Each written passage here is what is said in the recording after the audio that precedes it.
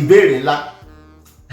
Jésù Kristi sọ nínú ìwé Jòhánù orí 14 ẹsẹ̀ 6, ó ní wípé èmi ni ọ̀nà, òtítọ́ àti ìyè. Ó ní kò sẹ́nikẹ́ni tó lè wá sọ́dọ̀ bàbá bí kò ṣe nípasẹ̀ mi. A rí wípé Jésù Kristi ó ní ẹni àkọ́kọ́ tó kọ́kọ́ júwe Ọlọ́run, tó ṣàpèjúwe Ọlọ́run gẹ́gẹ́ bí bàbá.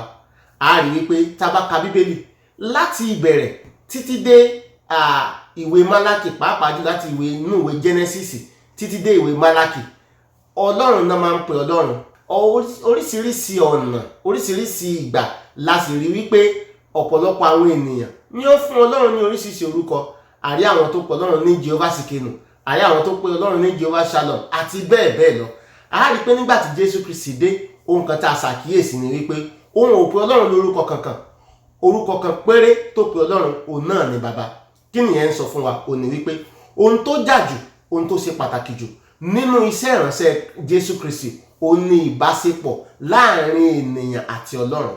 Nítorí wípé ìbáṣepọ̀ kan wà tó yẹ kó wà láàrin ènìyàn àti Ọlọ́run. Ó yẹ kí ìbáṣepọ̀ láàrin ènìyàn àti Ọlọ́run kó gúnrégé gẹ́gẹ́ bí ọmọ sí bàbá. Ìdí ẹ̀ nìyẹn tó fi jẹ́ wípé nígbà tí àwọn ọmọ ẹ̀yìn rẹ̀ wá sọ́dọ̀ rẹ̀ tán sọ wípé kọ́ wa mẹ́sẹ̀ ń gbàdúrà, ẹ wo gbólóhùn kìíní tó kọ́kọ́ sọ. Ó ní pé báyìí ni kẹ́ ẹ máa gbàdúrà, kẹ́ ẹ máa sọ wípé bàbá wa tí ń bẹ ní ọ̀run. Ọlọ́run Jésù Kristi ó ní ẹni àkọ́kọ́ tó kọ́kọ́ sọ fún wa wípé Ọlọ́run ó ṣetán láti jẹ́ bàbá wa. Ìyẹn ni wípé àwa náà lè di ọmọ Ọlọ́run. Kí tí ní díẹ̀ ó ní wípé Jésù Kristi gangan fúnra ẹ̀ èèyàn ni. Jésù Kristi náà tá a sì ń sọ yìí náà Ọlọ́run ni. A rí pé gbólóhùn yìí ó máa ń ṣe kàyéfì fún ọ̀pọ̀lọpọ̀ tí wọ́n máa sọ pé ẹ sọ pé èèyàn ni, ẹ sọ pé Ọlọ́run ni, ẹ fọwọ́ mú kan nu méjèèjì, nítorí pé méjèèjì náà ni Bíbélì sọ fún wa ni. Méjèèjì ní Bíbélì sọ fún wa. Bíbélì sọ fún wa pé Ọlọ́run tó wà nípa ti ara ni, nítorí pé Bíbélì sọ fún wa nínú ìwé Jòhánù orí 1 láti ẹsẹ̀ 1, ó sọ fún wa, ó ní pé ní láti bẹ̀rẹ̀ ni ọ̀rọ̀ ti wà. Ó wá sọ wípé ọ̀rọ̀ wà pẹ̀lú Ọlọ́run, ó ní pé Ọlọ́run sì ni ọ̀rọ̀ náà. Tá bá lọ sí ẹsẹ̀ 14 wá sọ fún wa, ó ní pé ọ̀rọ̀ náà sì di ara, ó sì wá bá wa gbé.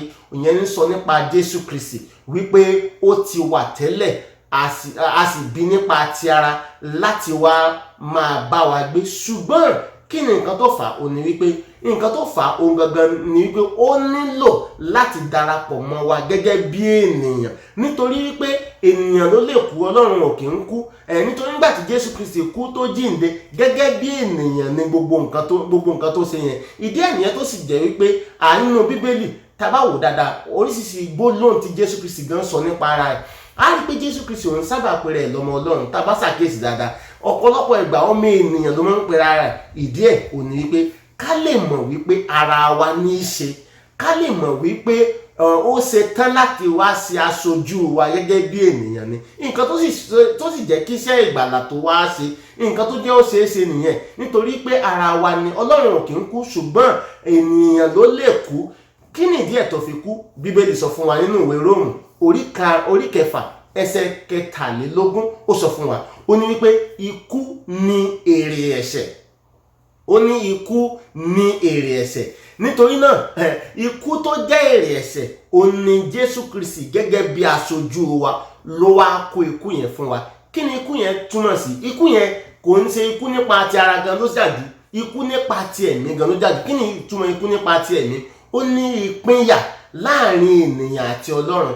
Nítorí pé láti ìbẹ̀rẹ̀ nǹkan tó ṣẹlẹ̀ sí Ádámù náà ní ìpínyà wà láàrin wọn àti Ọlọ́run ni. Nítorí pé a rí pé Ọlọ́run ti sọ fún Ádámù wípé ọjọ́ tó bá jẹ èso igi ìmọ̀ rere àti búburú yẹn, ó ní pé ọjọ́ yẹn ni yóò kú. Nǹkan tí Ọlọ́run sọ fún Ádámù nìyẹn. Táwa rí wípé nígbà tó jẹ èso igi ìmọ̀ rere àti búburú yẹn, ǹjẹ́ ó kú lọ́jọ́ yẹn? Kò kú lọ́jọ́ yẹn. Kí wá nǹkan tó ṣẹlẹ̀ lọ́jọ́ yẹn? Sọ́nà wa ń parọ́ ni wípé ọjọ́ yẹn ni ó kú ni. Ṣé èṣù wa ló ń sòótọ́ nígbà tí èṣù ti ọkọ̀ sọ fún un wípé ìwọ kì yóò kú ikú kankan? Ṣé Ọlọ́run ló wá ń parọ́ ni? Kò rí bẹ́ẹ̀ rárá. Nǹkan tó ṣẹlẹ̀ ni wípé lóòótọ́ ọjọ́ tó jẹ kinní yẹn ó kú lọ́jọ́ yẹn. Ṣùgbọ́n ikú yẹn, ikú nípa ti ẹ̀mí ni. Kí ni ìtumọ̀ ikú nípa ti ẹ̀mí?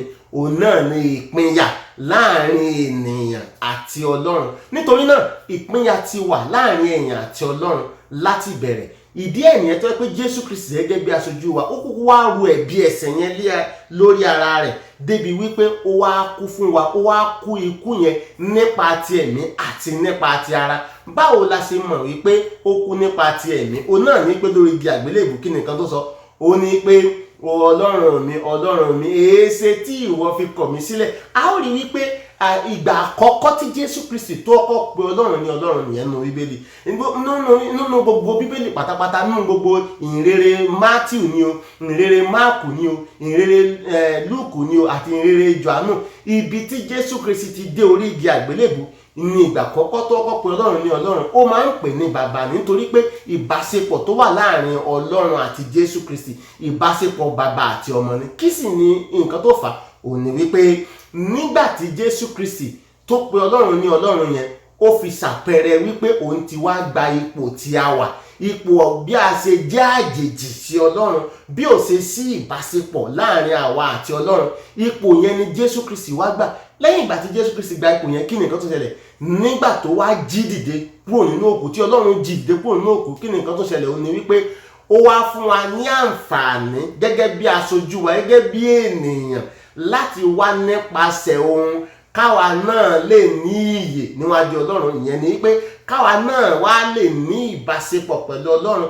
Eléyìí ló sọ fún wa wípé irú ìbáṣepọ̀ tó wà láàrin òun àtọlọ́run kó tó di pé ó lọ sórí igi àgbélébù, irú ìbáṣepọ̀ yẹn ló wá fẹ́ káwa náà ní pẹ̀lú Ọlọ́run. Ìdí ẹ̀ nìyẹn tí Jésù Kristi tó fi dàbí ìgbà wípé bóyá àbí ènìyàn lásán ni, nítorí pé ó wá darapọ̀ mọ́ wa ní aṣojú wa náà ló lè kú fún wa. Ẹni tí ó bá fẹ́ kú fún wa, tí ó bá san gbèsè ẹ̀ṣẹ̀ wa, ó gbọ́dọ̀ jẹ́ ènìyàn. Ọlọ́run ò ní san gbèsè yẹn fún wa, ènìyàn náà ni ó san. Ìdí ẹ̀ nìyẹn tó jẹ́ pé Jésù Kristi fi darapọ̀ mọ́ wa láti wá jẹ́ ènìyàn. Ṣùgbọ́n ènìyàn tí ó bá san, ènìyàn ò gbọ́dọ̀ jẹ́ lẹ́ṣẹ̀. Ìdí ẹ̀ nìyẹn tó gbé sọ fún wa wípé adánwò ní gbogbo ọ̀nà gbogbo, ó ní ṣùgbọ́n kò ní ẹ̀ṣẹ̀. Nítorí náà Jésù Kristi òun ló ní gbogbo nǹkan tó jẹ́ ohun àmúyẹ fún ènìyàn láti kú fún àwọn yòókù, kí wọ́n lè bá a ní ìyè àti kí wọ́n lè bá a ní ìbáṣepọ̀ gẹ́gẹ́ bí bàbá àti ọmọ pẹ̀lú Ọlọ́run. Fún ìtẹ̀síwájú ẹ̀kọ́